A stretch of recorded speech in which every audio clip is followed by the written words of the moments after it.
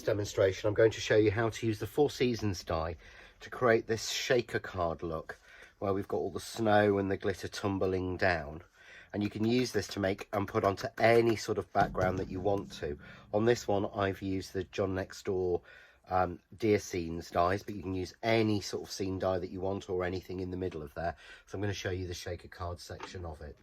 So to start with, I've cut two pieces of the Craft Artist glitter card.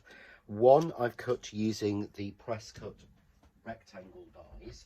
One I've cut with the press cut stitch dot dies, so that I've got a nice border between them, so you get that nice edge going backwards. So what I'm going to do is I'm going to start by cutting in the darker shade, the first die in the set, which gives you the detail of the trees, and you can tell this one because it has the solid trees in it. That's how to tell which layer is which. So I'm just simply going to place this into the middle of the piece of card. I don't have to do measurements, I just want to make it nice and even so it's right in the eye line. And then we're simply going to run that through our die cutting machine and cut that. Now this is quite a detailed die, so you may need to run it through, certainly on glitter card, a couple of times, or you may want to shim some of the areas on it. And you need to be very careful when you're taking out this, because the details are very precise. There's a lot of very thin line in here. So I'm just going to peel off around each edge, taking the tape off, and then gently ease each section out. So do this nice and slowly so you don't tear any of the trees, and go at it from several angles. And I like to show, you know, how to do this almost in the hardest sort of medium that you can. In normal card this just drops out, but it's worth showing in the glitter card. So you would start and just take each piece individually, get them all to pop out, following the pattern until you've got all of the tree lines. And I've got one that I've already done here, so you can see here that's already been cut. So what I then want to do is to take the next die in the set, which has the open trunks of the trees, and again place this into the center of the square or the rectangle. Again, we're not trying to make it match exactly, we're not trying to sort of pile it over, we're just trying to make sure that it's got a nice even border on all sides, and we'll cut that one. And again, I've already cut this to size just to make it a little bit quicker and taken all of the pieces out. There's a little piece there left in, so we'll just take that out. So we're going to start with the shaker element, and we start with the back piece. So I'm going to take this piece and I'm going to use spray glue. You can use a heavy duty adhesive or a wet glue, but I find with acetate a spray glue is the quickest and easiest way to get everything stuck down. And what I've done is I've already cut a piece of acetate. This has a paper backing to the same, roughly the same size. It's about approximately 5.5 by 7.5.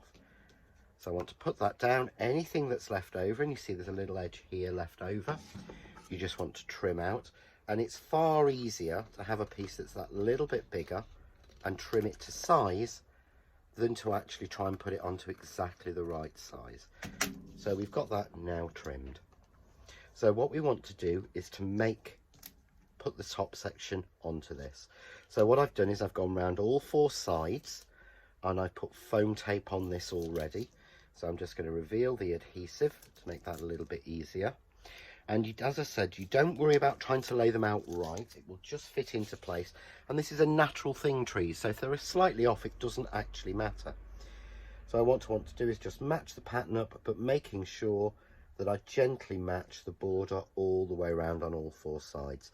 And that gives that little level of dimension in there. So you can see there, take the paper off. I've got my trees with their darker sort of branches, and then I've got my sort of silver leaves behind.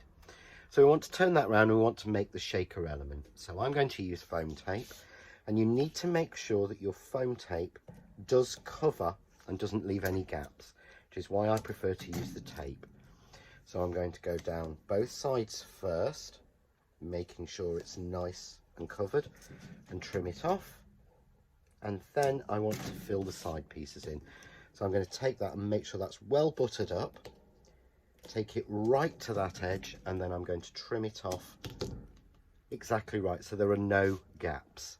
And again, the same at the top, so make sure it's buttered up and across so that there are no gaps.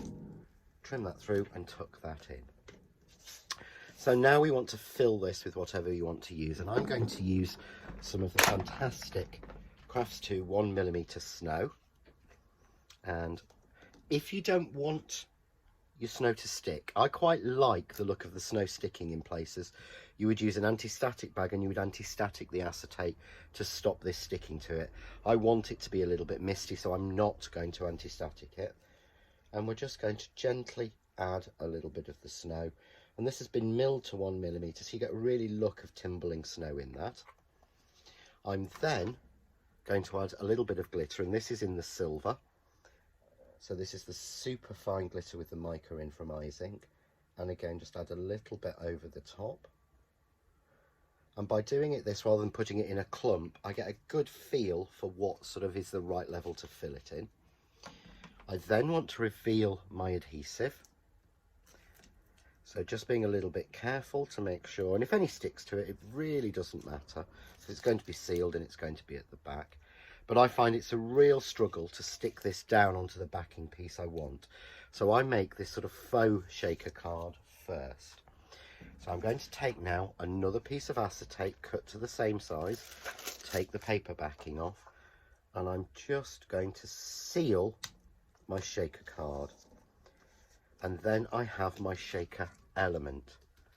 And you can see by not adding any anti-static, I've got little bits that stick on there. So again, we're just going to trim that out to get it nice and neat. I've got my scissors at an angle to undercut it, as I always do, so we miss the die cut. And then quite simply, I would add whatever backing I want in. I will then add that onto the card and show the backing through. Or I can just use it as it is and put a simple sentiment on.